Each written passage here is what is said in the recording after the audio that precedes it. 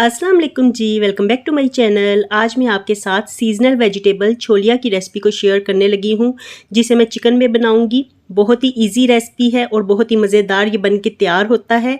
तो सीज़न भी स्टार्ट हो गया है छोलिए का। चलिए फिर फटाफट से रेसिपी को बनाना स्टार्ट करते हैं।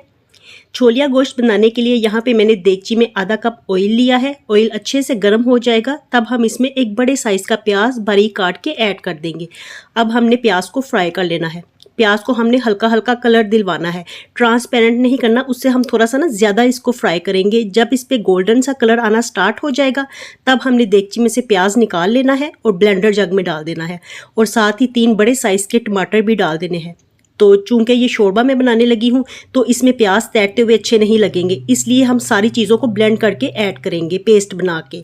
और अब उसी देगची में जिसमें ऑयल था तो मैंने 1 टीस्पून इसमें ज़ीरा डाल दिया है और 1 टेबलस्पून मैंने इसमें लहसुन और अदरक की पेस्ट ऐड कर दी है। इन दोनों चीज़ों को हम हल्का सा फ्राई कर लेंगे, बिल्कुल मीडियम से फ्लेम पे। तो हाई फ्लेम पे नहीं फ्राई करेंगे क्योंकि फिर एकदम से लहसुन कलर पकड़ लेगा। तो मीडियम फ्लेम पे हम इसे 2 से 3 मिनट के लिए फ्राई करेंगे ताकि लहसुन अदरक का टेस्ट एक्टिव हो जाए और इसमें से बड़ी अच्छी सी खुशबू आने लगे। चलिए इनको मैंने फ्राई कर लिया और अब इसमें हमने प्याज और टमाटरों की पेस्ट डाल देनी है। और अब बेसिक मसाले डाल देते हैं साथ ही। तो 1 टीस्पून मैंने नमक डाला है, 1 टीस्पून पिसी हुई लाल मिर्च, 1 टीस्पून पिसा हुआ सूखा धनिया और ½ टीस्पून हल्दी ऐड करेंगे। बस ये बेसिक वाले मसाले डालने हैं हमने, क्योंकि छोलिया सीज़न का है तो खाने में ये बहुत ही मज़ेदार बनता है। इसका शोरबा बहुत मज़े का लगता है, तो इसलिए इसमें कोई इजाफी हमें इंग्रेडिएंट्स डालने की ज़रूरत नहीं है।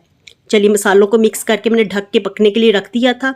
और जब मसाला हमारा अच्छे से तैयार हो गया तो तब मैंने इसमें 1 केजी चिकन ऐड कर दिया है।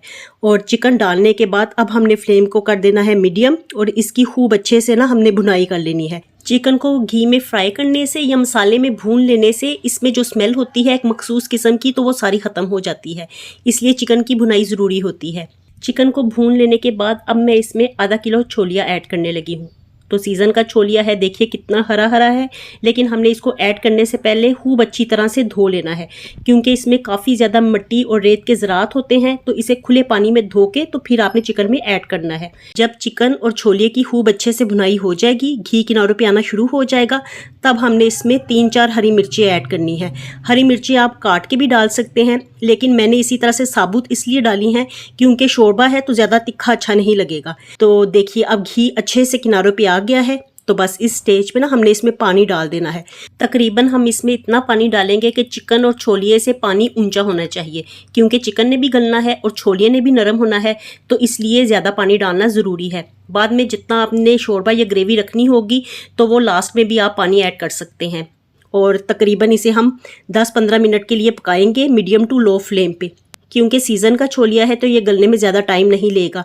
इसलिए हमने चेक कर लेना है, हाथ में दबा के देखेंगे और ये देखिए ये अच्छे से नरम हो गया है।